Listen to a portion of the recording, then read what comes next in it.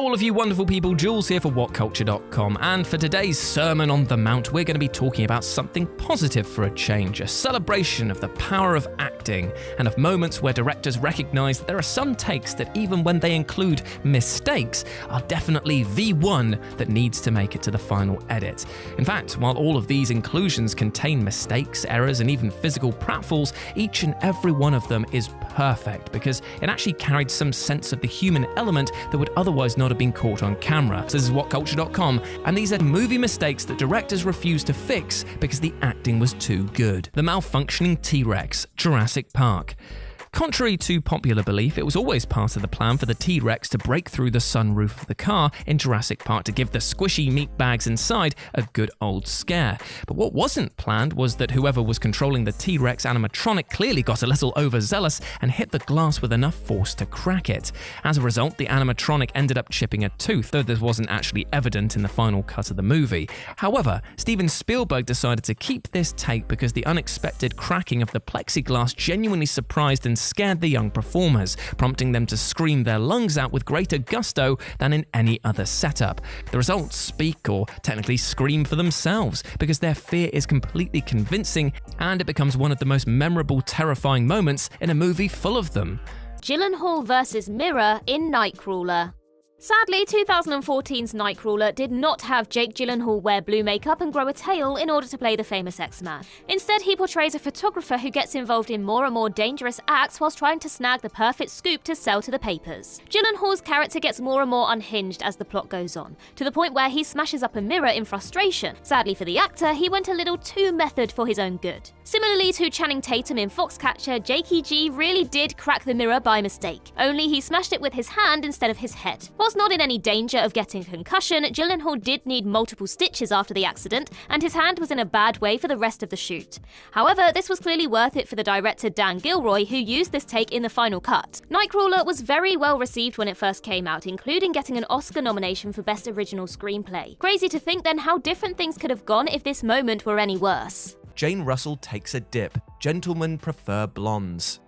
From 1953 comes Gentlemen Prefer Blondes, a movie musical starring Marilyn Monroe and Jane Russell. Now, if you've never heard of it, then you've at least heard of its most famous song, Diamonds Are a Girl's Best Friend. If you haven't, then quite frankly, what are you doing with your life? Whilst Monroe has obviously gone on to achieve megastar status, at the time it was Russell who was the more accomplished actor, and she lived up to her status as an icon when a scene by a swimming pool went horribly and hilariously wrong. The closing sequence for the number, Ain't There Anyone Here for Love, involved several muscular men in tiny trunks leaping over Russell as she sat by the edge of a pool. Unfortunately for her, one of these hunks was a little too beefy and clipped her in the back of her head with his leg and sent her crashing into the pool. Because Russell was an absolute pro though, she carried on, emerging from the pool to finish the song. The blunder fit her character perfectly and is probably the best bit of the entire scene. Al Pacino goes fully blind. Scent of a Woman. During a scene late in the Al Pacino starring Oscar-winning classic, Pacino's blind alcoholic protagonist, Lieutenant Colonel Frank Slade, is walking through the New York streets with his young minder Charlie when he walks into a garbage can and falls over, requiring Charlie to help him up. Now this wasn't actually planned in any way. Pacino was so committed to convincingly portraying a blind man that he intentionally limited his vision as much as possible, staring into unnatural areas which would prevent him from spotting obstacles. Therefore, not only did Pacino play a blind man believably enough to trip over, he kept in character as he fell to the floor and was helped back up. Given that the brief moment further cements Frank's vulnerability, the director actually couldn't bring himself to cut the mistake, and you know what, it was a good call, seeing as it was this believability that helped Pacino bag a Best Actor Oscar. Ask Me Again in Almost Famous.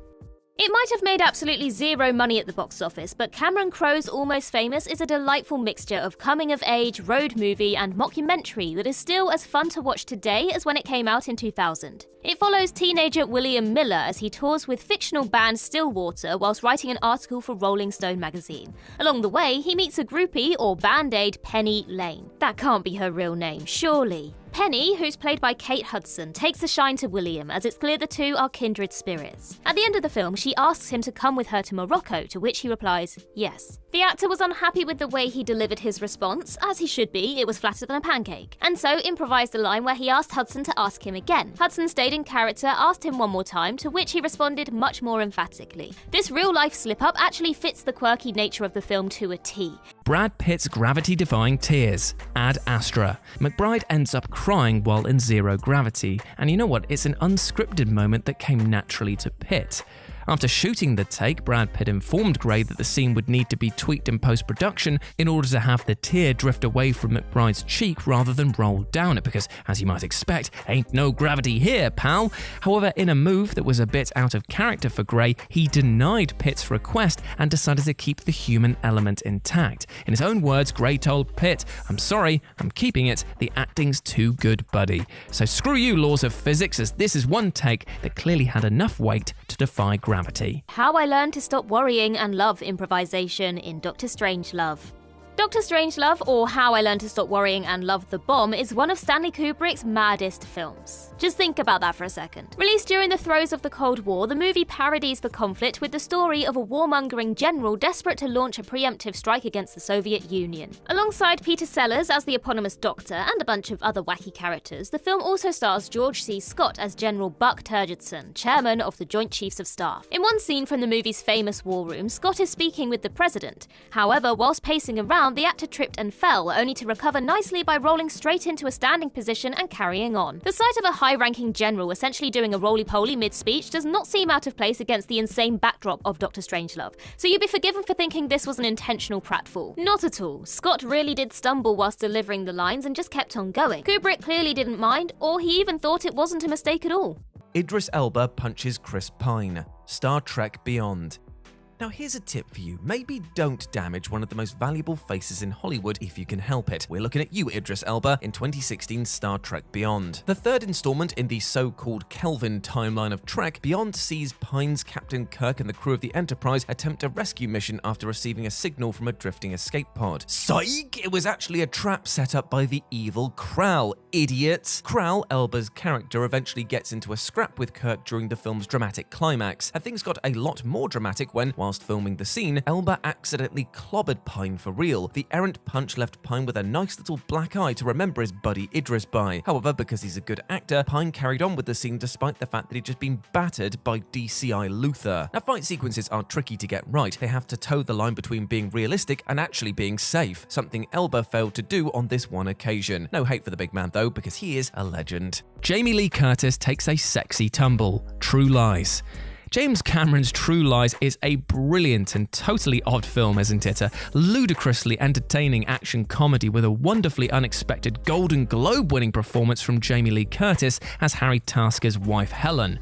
By far, Curtis's most memorable scene in the movie sees her performing a striptease for a shadowy man who, unaware to her, is actually her husband. Though 99% of the performance is on-script sexy, there's actually a hilarious moment where she slips off the bedpost and falls over before quickly recovering. Now this wasn't in any way planned, with Curtis genuinely losing her grip and tumbling to the floor, yet Cameron decided to keep the take in the movie because he felt that it added some comedy and realism to the scene. Curtis's quick recovery allowed the take to be used, but best of all, her clumsiness reminds the audience that this is something totally out of her character's comfort zone. It is a credit to Curtis as a performer that she was able to recover so quickly. That was an antique in the Hateful Eight. Whether you're an angry rock star or a clumsy kid taking lessons, guitars get smashed all the time. Most of these 6 strings are not irreplaceable 19th century Martin guitars borrowed from a museum, however. During the movie, Jennifer Jason Leigh's character Crazy Daisy Domergue starts playing with a guitar. Kurt Russell is playing the bounty hunter responsible for taking her in, and so is not best pleased when she starts mucking about. The script called for the actor to grab the instrument and destroy it by smashing it into the wall, which is what happened. Unfortunately, unbeknownst to Russell, somebody forgot to swap out the real antique guitar for a fake one. Everyone was stunned by this mistake, but nobody broke character. Leigh's genuine reaction to the mistake was caught on camera and is the one that ended up being used in the film. Whilst it all worked out well for the actors, someone who was less pleased with the outcome was the director of the Martin Guitar Museum. He was very unhappy with the incident, as you'd expect, and now the museum does not lend anything to movie productions. Which is fair enough. Tatum versus a mirror. Foxcatcher. 2014's Foxcatcher is a drama about wrestling. Now, before you get too excited, this is Olympic wrestling we're talking about. There's no choke slams or chair shots in this film, sorry about that. But that doesn't diminish the drama though, as the story is about the series of events that led to the murder of one US wrestling hopeful, David Schultz, in 1996. Throw in a bunch of testosterone-fueled fighters and you've got a recipe for a very volatile situation. Here, Channing Tatum plays David's brother Mark, a key figure in the story, and clearly the adrenaline of the plot got to the star because he went absolutely ham on a mirror during filming. Tatum had already punched himself in the face several times in a scene where his character was pumping himself up, but took things to the next level when he headbutted a mirror. Then he headbutted it again and again. These full-force attacks not only broke the mirror and the drywall behind it, but also sliced open Tatum's head. It was bloody effective though, so effective in fact that the scene even made it into the movie's trailer. But it does feel weird to praise a man for mutilating himself though. Cream and Sugar, Mrs. Doubtfire. There are so many unforgettable moments in Robin Williams' classic comedy Mrs. Doubtfire that it's almost impossible to list them all. However, one truly memorable moment is when the titular Manny and a nanny has an unexpected visit from a social worker. With no time to put on his Mrs. Doubtfire makeup, Daniel simply smothers his face with a cake to disguise himself. As he serves the social worker some tea, however, the icing on his face begins to melt off and falls into her drink. Now, this might seem like a perfectly planned sight gag, but it was purely an accident and was the result of the set's hot lights genuinely melting the icing off Williams' face. More trigger-happy directors might have keenly yelled "cut" were they not equipped with a lead actor as wonderfully dynamic as Williams, and so Chris Columbus kept rolling, which is a good thing because Williams delivered the off-the-cuff quip, "Oh, you've got your cream and sugar. It's a little cappuccino." Williams' performance is so convincingly natural, so keen to go with the flow, that Columbus would have been insane to try and reshoot the scene as the script originally dictated. An inconceivable injury in The Princess Bride. A famous behind-the-scenes story from Rob Reiner's beloved fantasy drama The Princess Bride involves wrestler Andre the Giant and the mother of all farts. Sadly, that didn't make it into the movie, so Andre's monumental toot will not be featured in this list. What we can talk about is another noteworthy accident that happened on set, although this one is a lot less crudely funny. In the scene where Wesley and Buttercup are captured by Humperdinck's men, the six-fingered brute Count Rugen swiftly knocks out the former Dread Pirate Rogers with a swift bash on the head with the hilt of his sword. The actor playing Rugen, the excellent Christopher Guest, was clearly so engrossed in the story that he forgot that what he was doing wasn't real. He actually clobbered Wesley actor Carrey Elwes for real, genuinely knocking the poor fella out. The blonde-haired star went down like a ton of bricks and required hospital treatment as a result. Thankfully, he was alright in the end, and Reiner decided to keep this take. Well, if you're going to have a scene where someone gets knocked out, you might as well use the shot where someone actually gets knocked out. Williams' shrimp slip-up, The Birdcage.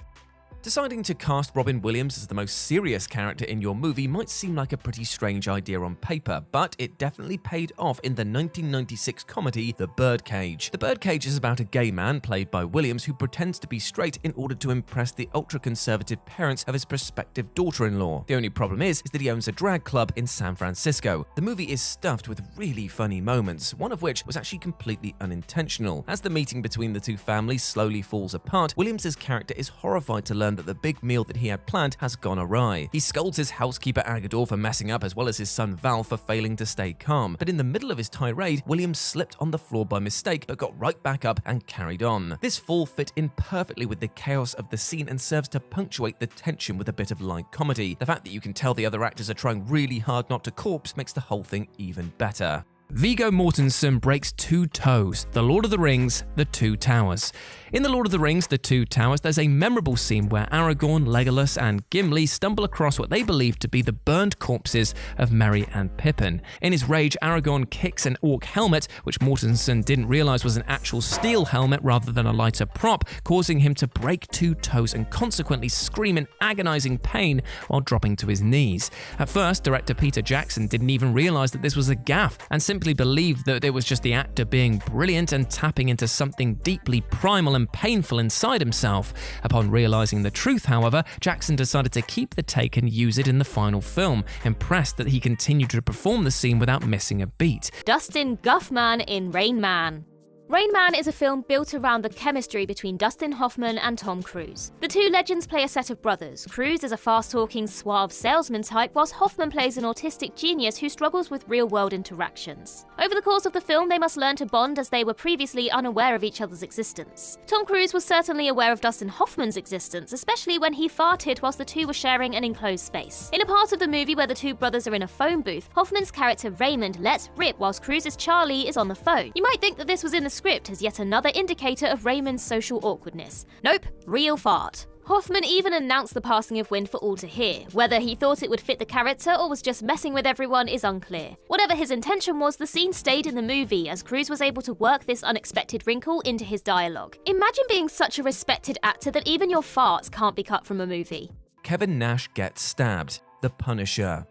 Back to wrestling now, and this time we are actually talking about the WWE-style stuff. Oh right, Kevin Nash, also known as Diesel during his in-ring days, has had a nice little film career in between stints in the Squared Circle. He's been in Magic Mike, Rock of Ages, and John Wick, and even played Super Shredder in a Teenage Mutant Ninja Turtles movie. Living the dream, I tell ya. Nash also rocked up in The Punisher, a pre-MCU Marvel movie based on the character of the same name. The titular hero, played by Thomas Jane, finds himself fighting off against a giant man who kind of looks like he's doing a Where's Wally cosplay named the Russian. That is our Kev. Unfortunately, one of the stunt coordinators forgot to swap out the knives used in the scene, so Jane was actually armed with a real blade during his fake fight with Nash. This resulted in the actor actually stabbing the former wrestler in the collarbone, much to both men's horror. But what's a little stabbing when you're used to getting beaten up for a living, eh? Well, Nash clearly thought the same as he just got right on with the rest of the sequence. Kevin Nash, I tell you, he's one scary dude. Donald Glover slips over spilled coffee. The Martian. Donald Glover's role in Ridley Scott's sci-fi hit The Martian as Rich Purnell almost looked like it was going to begin terribly thanks to what would assume to be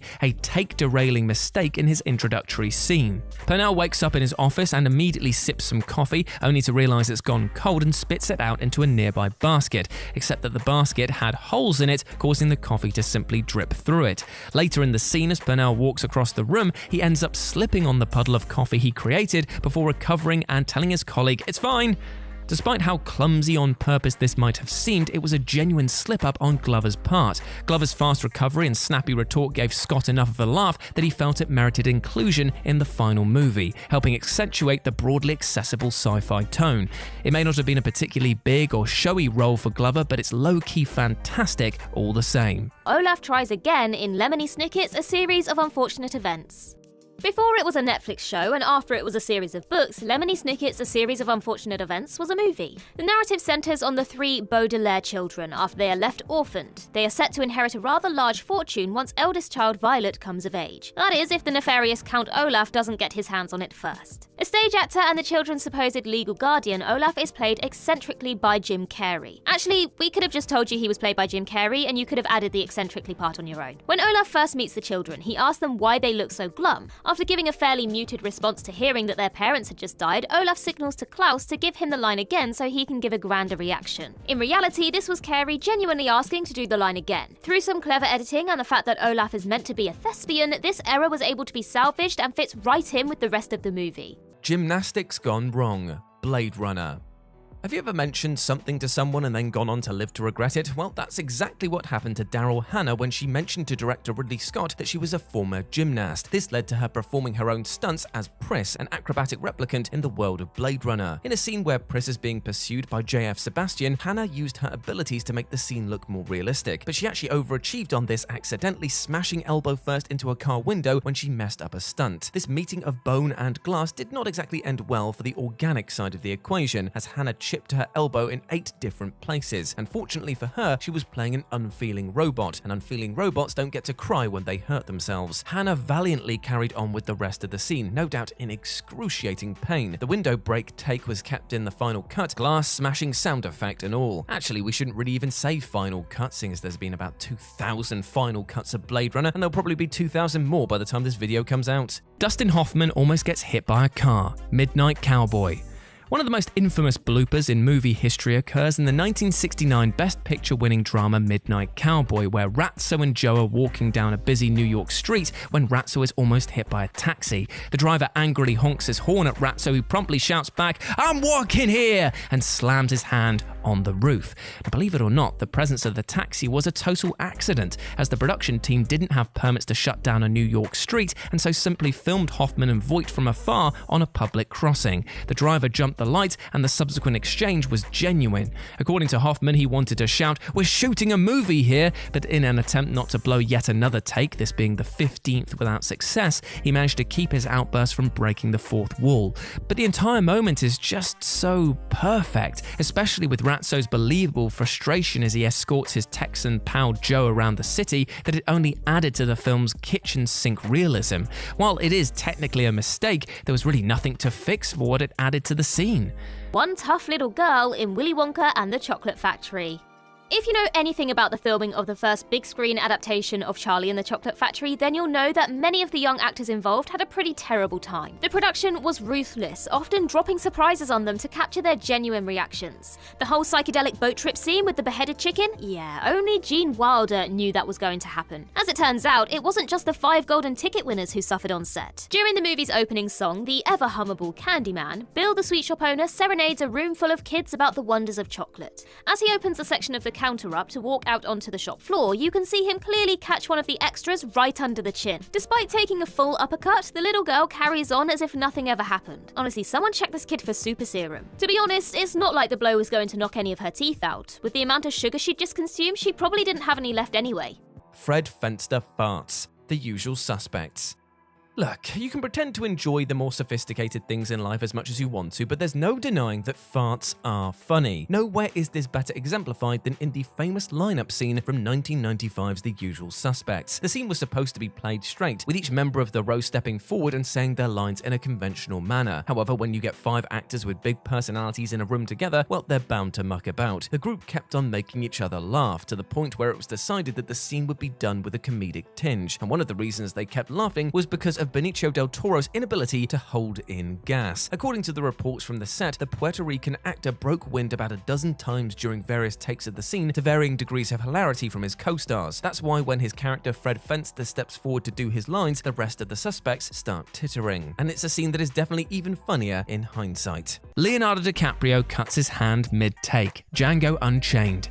It's practically a meme at this point, but yes, when Calvin Candy slams his hand down onto a glass and cuts it during Django Unchained, Candy's subsequent bloody hand was a genuine wound of DiCaprio's, who didn't notice an actual piece of glass on the table. And because he was ever the dedicated pro, DiCaprio continued to act out the take even while the blood began to flow from his hand, with none of his co-stars breaking the illusion either. Once the take was finished, the cast and the crew erupted into applause, and Tarantino was so impressed with DiCaprio's performance that, despite his militant preference for sticking to the script, he agreed to use the take in the final movie. And better still, DiCaprio then suggested the idea of having Candy rub his bloody hand on Broomhilda's face, leading to the idea that this too was real. But I'm sorry to disappoint, but this one was actually faked. Martin Sheen goes mental in Apocalypse Now. Take all the trauma felt by the kids on Willy Wonka, mush it all together, and then multiply it by 100. You still don't have half the suffering that Martin Sheen put himself through to make Francis Ford Coppola's wartime opus Apocalypse Now. Charlie's dad famously had a heart attack during the filming that damn near killed him and was struggling with serious alcohol problems throughout the production. These demons were caught on camera during the scene where his character, Captain Benjamin Willard, has a full-on breakdown in a hotel room. To make the sequence more realistic, Sheen actually got blackout drunk before filming and insisted on shooting it whilst intoxicated. As you can imagine, this went very wrong. 4 sheets to the wind, Sheen staggered around the room whilst reliving the horrors of war in his mind. In his drunken state, he punches a mirror, which turned out to be 100% real. What is it with actors and mirrors? As you'd expect, Sheen badly cut his hand open, but refused medical treatment. He incorporated the injury into the scene, making for a mesmerizing, if incredibly disturbing, viewing experience. Star-Lord drops the orb. Guardians of the Galaxy. He may be a guardian of the galaxy, but Peter Quill, aka Star-Lord, is also a goofball of the galaxy. Quill's blumbling pseudo-macho persona is what endeared him to a lot of fans in his first appearance back in 2014. Played by the versatile Chris Pratt, the half-celestial is as famous for his slip-ups as he is his heroics. And perhaps this is best shown during a scene where the Guardians drop off the mysterious orb to the Collector on Nowhere. As he's about to hand over the sphere, Star-Lord fumbles it, nearly letting it hit the ground before catching it. It was a great moment, fitting in rather nicely with the comedy this movie is known for, but it was also not meant to happen. Pratt legitimately dropped the orb during this scene, but kept in character and played it off as intentional. It's a fantastic piece of improv from the actor, and it shows that he really understood the assignment when it came to Star-Lord. And if you're wondering what caused him to nearly drop the orb, well, the Collector was played by Benicio del Toro, so maybe it was just another fart. Elizabeth Taylor's real head injury. Who's afraid of Virginia Woolf? Mike Nichols' Oscar-winning 1966 drama revolves around the explosive marriage of George and Martha, so it's not terribly surprising that the film did actually call for the real-life married couple to get into some rather unpleasant confrontations. But the actors took things a little too far when shooting their famous argument outside the bar scene, because while Burton was scripted to push Taylor into their car, he pushed his wife a little too hard, causing her head to ricochet off the vehicle for real. And that sound of her head colliding with the car, that wasn't added in post-production, and Taylor raising her hand to the back of her head was pure injured instinct. Much like DiCaprio, however, Taylor was an absolute pro and knew immediately how to pivot without killing the momentum of the take.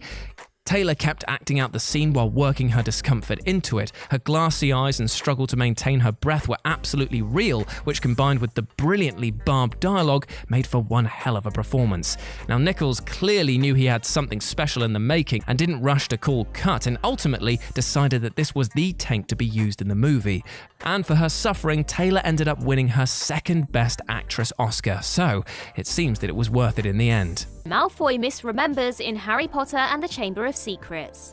Draco Malfoy is positioned as the main foil of Harry Potter throughout the books and films. In order to gain access to the Slytherin common room in the second film, Harry and Ron brew some Polyjuice potion to disguise themselves as Gregory Goyle and Vincent Crabbe. The problem with looking and sounding like Malfoy's heavies, though, is, well, you have to talk to Malfoy. Upon spotting his henchman, Draco asks Goyle why he's wearing glasses. Incognito, Harry responds that they are for reading, to which his boss replies, "I didn't know you could read." It's an absolute zinger from Malfoy, one of his best lines in the entire series, and you guessed it was totally improvised. Actor Tom Felton has admitted that he totally forgot his scripted line and made up this response on the fly. You can even see Felton's face going blank in the scene as he quickly realizes he needs to say something. Kudos to the child star for not only keeping the scene going, but for also providing such a killer line off the top of his head. Hopefully Tom's father heard about this. The Stormtrooper Head Bump. Star Wars Episode 4: A New Hope.